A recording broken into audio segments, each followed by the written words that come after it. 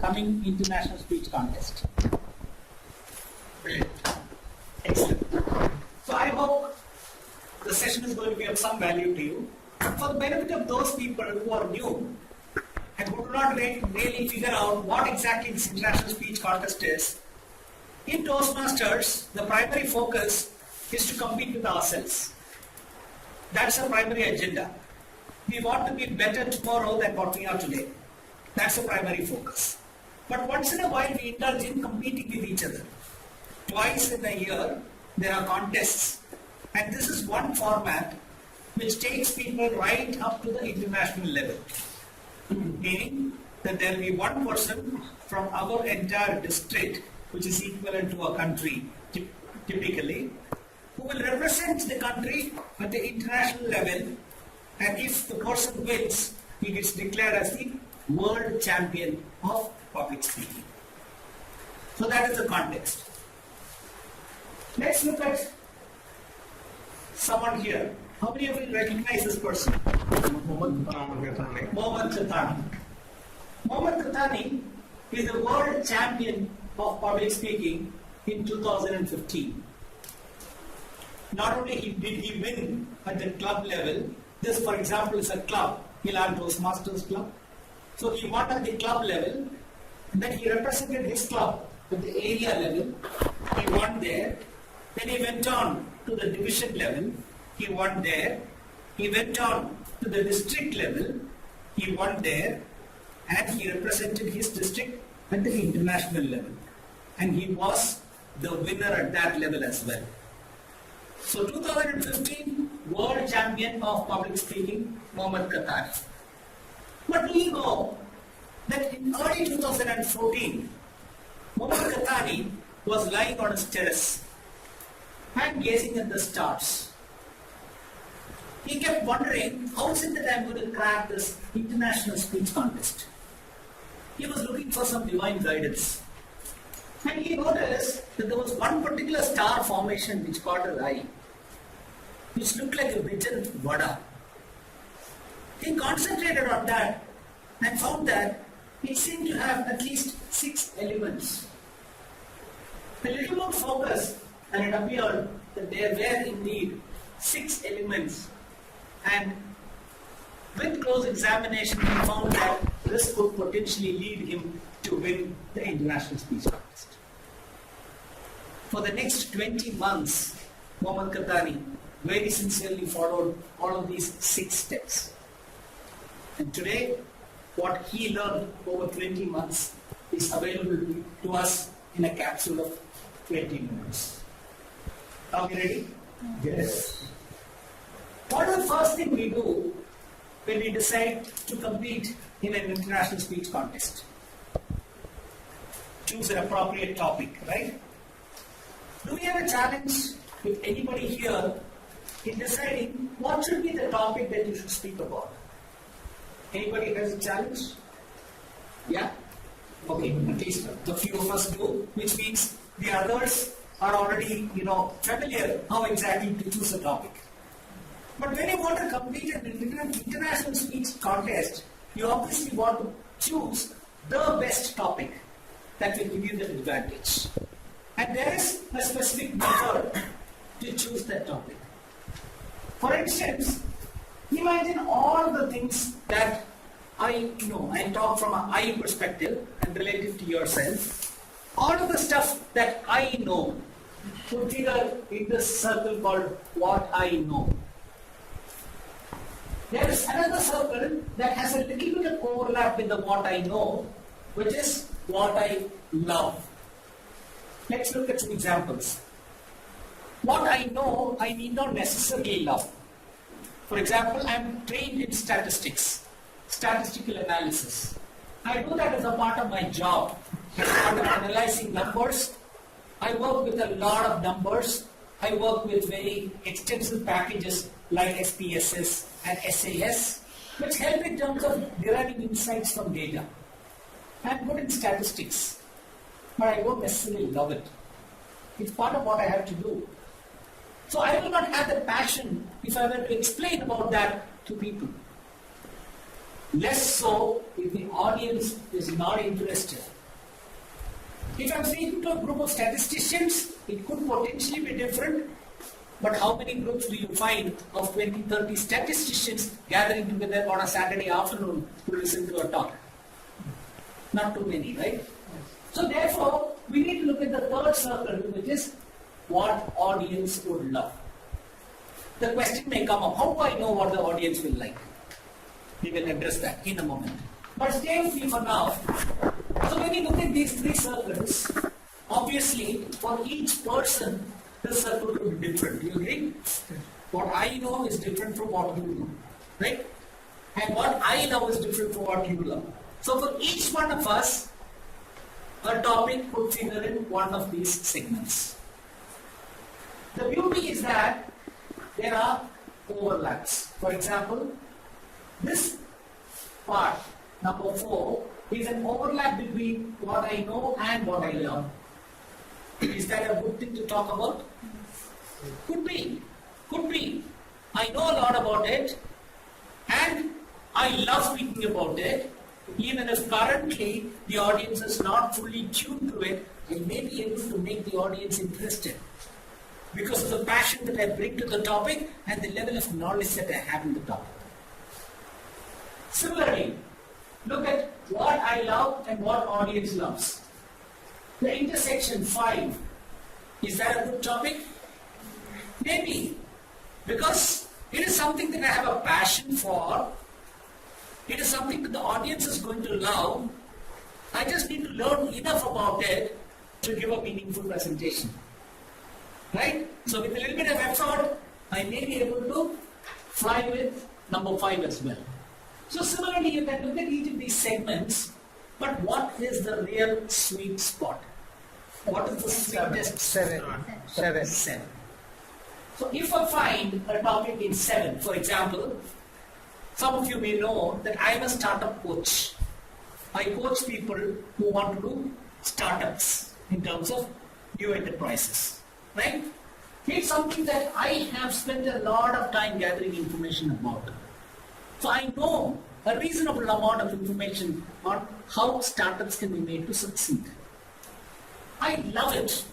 I love the energy that entrepreneurs bring to the table. I love the risk-taking ability that people demonstrate. And it really turns me on when I look at somebody who has a very good startup idea.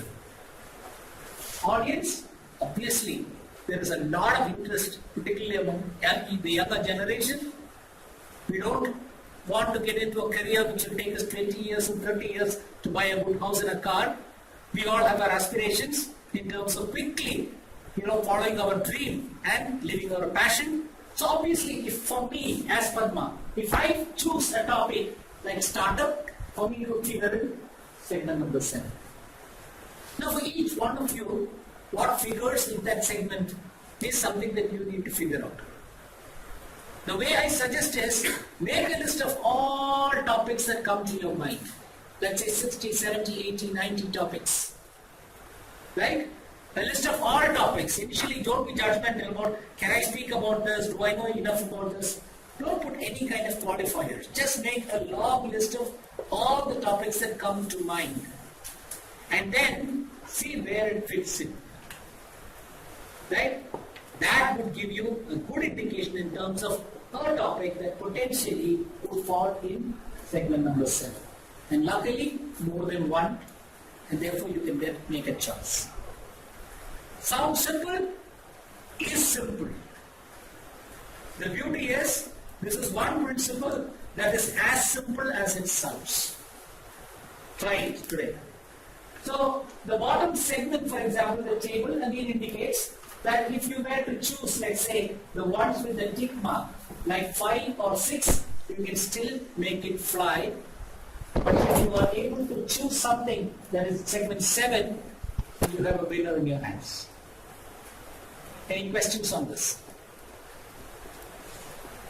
So fifth one is like what I love. Yes. That means I know, no? And also audience like. Yes. So that is the best way. I know means, but I don't love, right? I love means more than I know, right? Well, for example, I love movie making. right? Audience will love if I'm able to talk intelligently about movie making.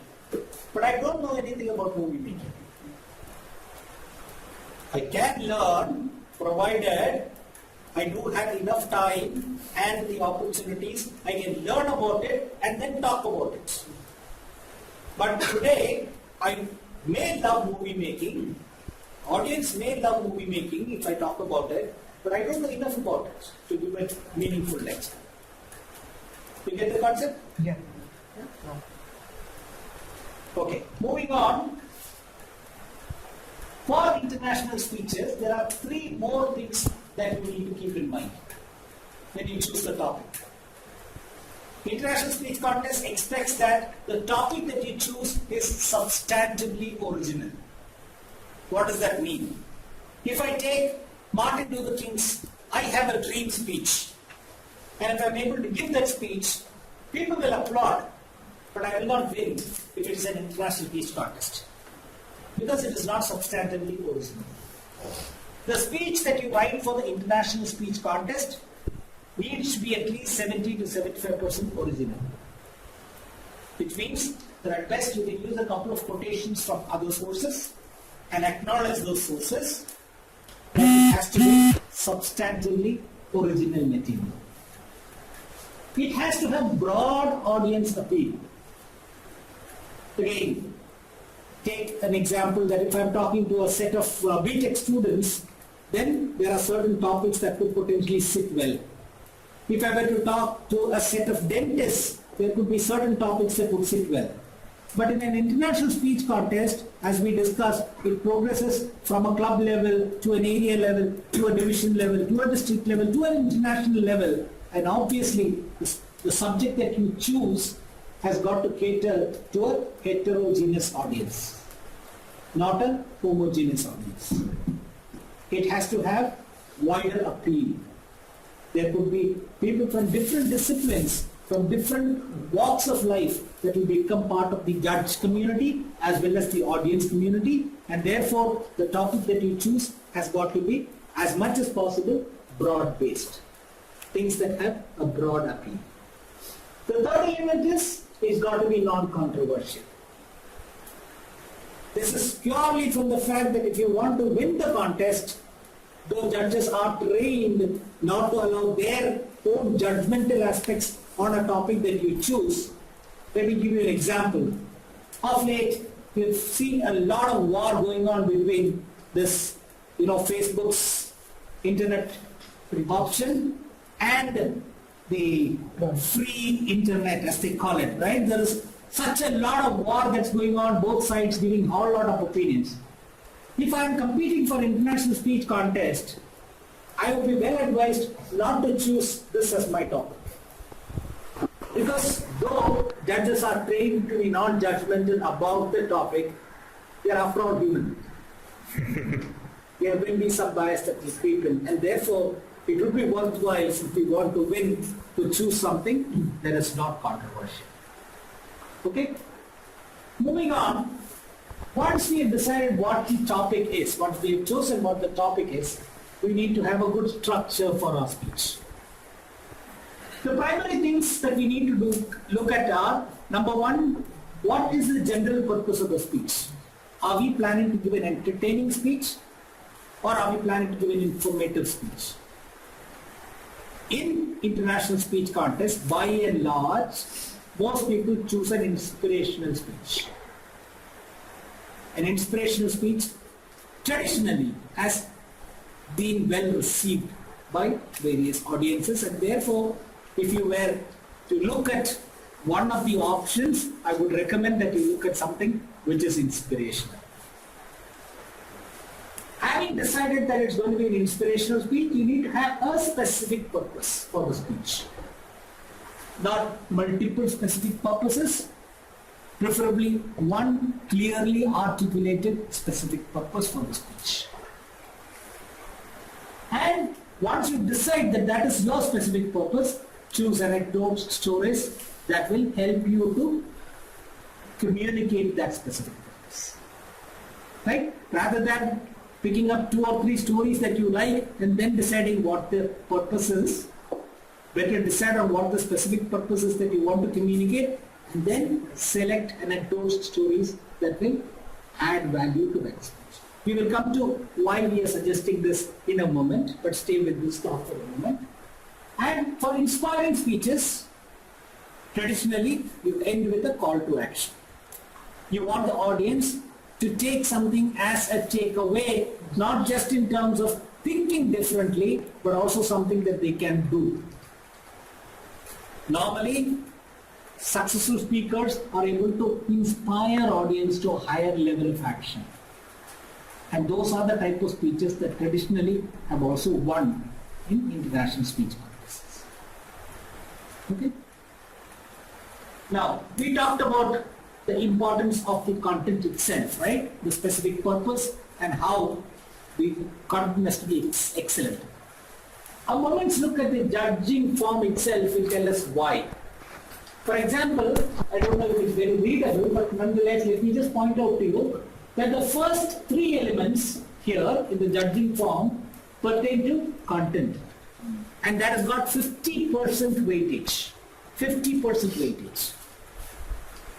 Aspects such as the way use of stage or the use of vocal variety, all that gets about 30% weightage. And the language itself, the words you use, the way you structure your sentences, gets 20% weightage. I've had people come to me and say that, look, I gave such a brilliant speech with such a play of words, excellent pronunciation, beautiful language structure, and the other guy who won finally, look at his language, the way he spoke. That's because language itself gets only 20% weightage. So if you want to give a winning speech, focus on the speech value. Focus on the fact that the speech value is something that the audience will walk away with in terms of excellent content. Right? How do we really do that? Compelling content should have a power-packed opening. Mohammad Khatani, when he gave his winning speech, I don't know how many of you have seen the video of Mohammad Khatani's speech. Okay, you will relate to it for the benefit of the others. When he walked onto the stage, he had a cigarette dangling from his lips. He picked up a lighter and he was about to light the cigarette. Remember, in the audience where about 4,500 people are sitting, the speaker comes onto the stage with a cigarette dangling from his lips, picks up a lighter, is about to light the cigarette, looks at the audience and says, "What? What?" Is that an arresting opening or what? Immediate attention of the entire audience riveted on him. What's this guy trying to do? Then he goes on to explain the power of words. A brilliant speech in which he says, with powerful words, you can achieve a whole lot of things. Right? And the reason why he used a cigarette was very relevant to the context. The first 1 minute of his speech, he convinces people that it is not harmful at all to smoke. Because more people die on the roads, stuck by truck. More people die out of diabetes. More people die out of cancer. What are you talking about? Cigarette smoking. This hardly kills people. And then after 1 minute, he tells you, that's all bunker. But at the end of the first minute, most people in the audience say, oh, it's okay to smoke, is it? That's the power. So he uses that very beautifully, in an anecdotal kind of fashion. In our today's example, we use familiarity plus fantasy. How did we do that? I showed Mohammad Khatani's photograph, which Toastmasters will immediately recognize. So that is the familiarity element. And the fantasy, because I talked about his looking at the sky and the half-bitten vada. I could straight away have shown the third picture where there were 6 elements, but there was a little bit of build-up in terms of vada, half-bitten, and so on and so forth, which kind of eases into the topic. But remember, if you take too much time in that introductory part, you will lose the audience. Very quickly come to the subject, but have something that immediately captures the attention of the audience. Makes them think, why is this guy talking about this? And then the next minute, oh, that's why he spoke about this, is it? You get it? That kind of a linkage has got to be very quickly established. The gripping middle. Now, Toastmasters projects, the CC manual is filled with ways in which we can make our speech impactful. Talks beautiful things like the rule of three, for example. Right? How many of you are familiar with the rule of three? That's it. If I say that I attended a speech yesterday which was educational, entertaining, and involved, I'm using 3 adjectives to explain that particular speech, right? It gives a lot of power. It has traditionally been found that when you use the rule of 3, and this is not recent, it's like back to old times we can go to. Talk about Brahma, Vishnu, Maheshwara. We can talk about the Prophet, Quran, and what else? What was the third element? The Prophet, Quran, Allah. Allah, Prophet, and with the Holy Book. We can talk about Father, Son, and the Holy Spirit. Invariably, even in our traditional, religious, philosophical, most of the things you find the rule of 3. 3 is a magical number. So that's one way in which you can increase effectiveness in your speech. Similarly, use of metaphors. We all know what metaphors are, right? Yes. Right? Metaphor. If you have some powerful metaphors that communicate the idea, people tend to remember what you have communicated. So use all of these, whatever the manual says in terms of various techniques, to the hilt in your speech content preparation. Right? People also use this technique of a catchphrase. A catchphrase is something that gets used at least 3 or 4 times in the speech. Once in every 2 or 3 minutes, you get to hear that particular catchphrase. I remember some time ago, there was a speech where I was talking about man and woman and how they go to God and keep complaining against each other. And the catchphrase I used in that particular speech was, God was a fair guy. First time I said God was a fair guy. Second time I said God was a fair, and people said guy. Third time I said God, they said was a fair guy. And the fourth time I didn't even have to open my mouth. The audience said God is a fair guy. So the catchphrase is something that helps you to anchor the speech. But remember that it has got to be something which is very relevant, memorable, and you have to deliver it in such a way that people recognize that that is a catchphrase. And then second, third, fourth time, people become very familiar with it, and that shows the audience involvement.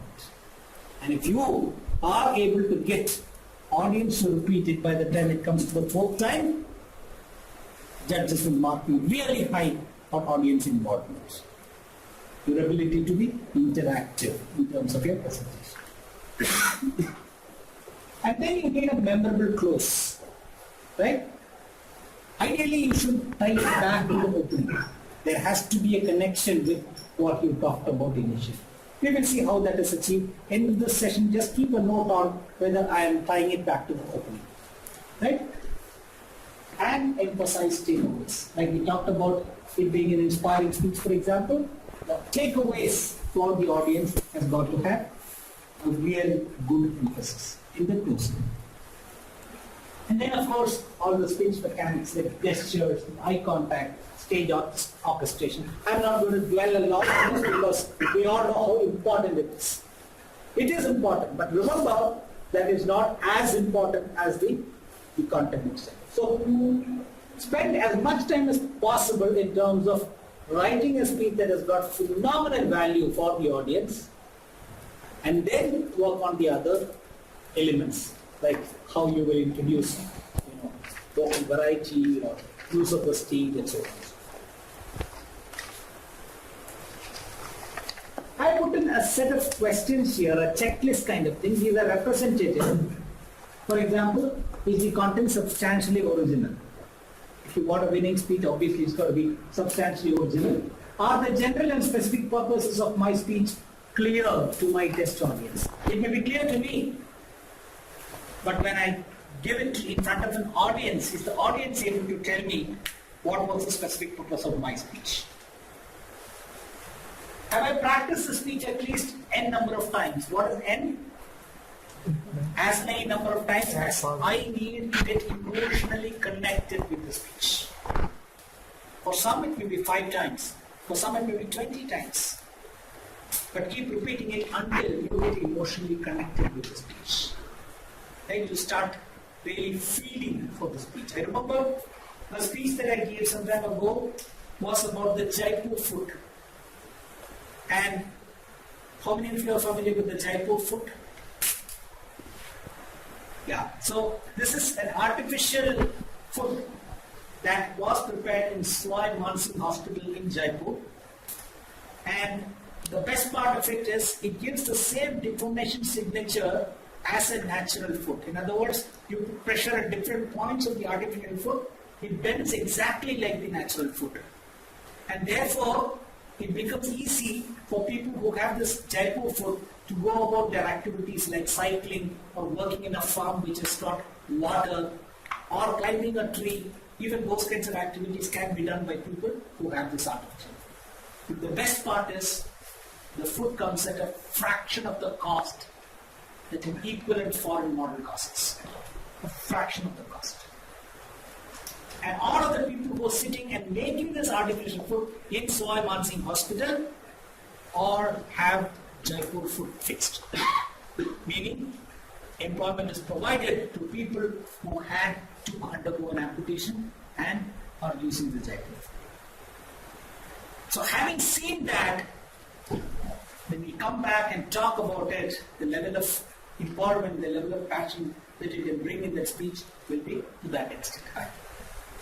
Right? So build that passion. I had to practice that speech maybe about 10-15 times to get that kind of passion. But I could relive exactly every single moment that I went through when I went to Swai Mansingh Hospital, talked to Dr. Sethi, talked to Dr. Kasliwal, the kind of interactions that I had, the kind of explanations that they gave, sat very deeply with me. And I was able to bring that out in the speech. Right? International speech contest is for 5 to 7 minutes, correct? Yes. 5 to 7 minutes. But I recommend that people keep content ready for 6 minutes. Keep content ready just for 6 minutes. Don't take a risk and make it about 7 or 7.5 minutes. Keep it for 6 minutes. But keep 2 minutes of content as standby. Optional. In case by the time the green flag comes up, or you finish your speech and the green flag has not yet come up, you don't want to walk away from the stage. Therefore, keep about 2 minutes of optional content that you will dip into if required. Otherwise, time it to about 6 minutes. So, I have given just a sample about 7 items in this checklist.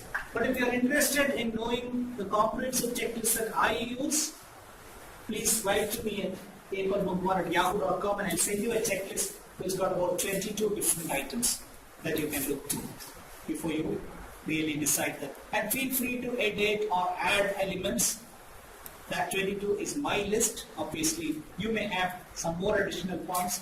And if you find some good points, circle back with me so I can use that list as well. Right? Any questions up to now?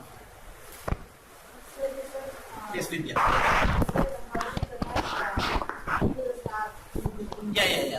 Yeah, hold on to that thought. I have not yet ended my speech. It's an in-between check in terms of whether people have questions. Speech is not over yet.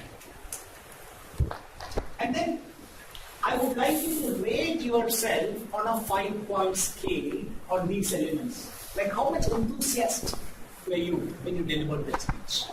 It's a pure self-evaluation. How much of audience connect did you get when you delivered the speech? How much of vocal variety? You're assessing yourself until you get a 4 or above on each of these parameters on a 5-point scale. Keep practicing. You will know when you have reached 4 or 5 in each of these parameters. Until then, keep practicing. And once you are satisfied, get it rated by somebody who is not scared of you or who is not in love with you. Get them to evaluate you and tell you how you figure on these parameters. Right? Having done all this, there is still one major step you need to do before you are ready for the contest. Any guesses? What is that one more step? Like Steve Jobs says, and one last thing, right? So what is that one last thing that you need to do? It is visualize. Visualize that you have already won the contest. They say that Olympic weightlifters are trained to lift the winning weight 2 times. Twice. Once in their mind and then on the stage. So before you actually go in and give that speech in front of the big audience, imagine that you have already won the contest. Imagine that the chief judge is walking onto the stage and announcing, and the winner is, hear your name. Feel the pounding of your heart as you walk from your seat all the way up to the stage. Feel the weight of the trophy that you are lifting in your hands. And keep your acceptance speech ready. Keep your acceptance speech ready. It shows how much you believe in your own ability to win a contest. They say that it's an anecdotal story of a village that was in drought for about 5 years. The village elders got together and decided that they were going to do some big prayers for rain. The place was decided outside the village. The date was decided, the time was decided, and all the people in the village were expected to gather there at the appointed time. On the appointed day, at the appointed time, everybody came out onto that spot. One small boy carried an umbrella.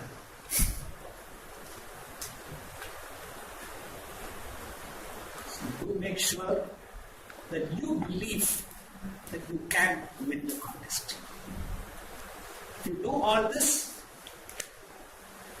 have the humility to accept that win is not necessarily just your ability. There has been contribution from the divine forces in helping you win. Have empathy for the other contestants who also wanted to win, and have a sense of gratitude for all the people who helped to put together your speech, mentored you, and made you win. Because ultimately, when you win, it's teamwork that has made you win. Right? With all this, now you are ready. Go by. Yeah? Any questions?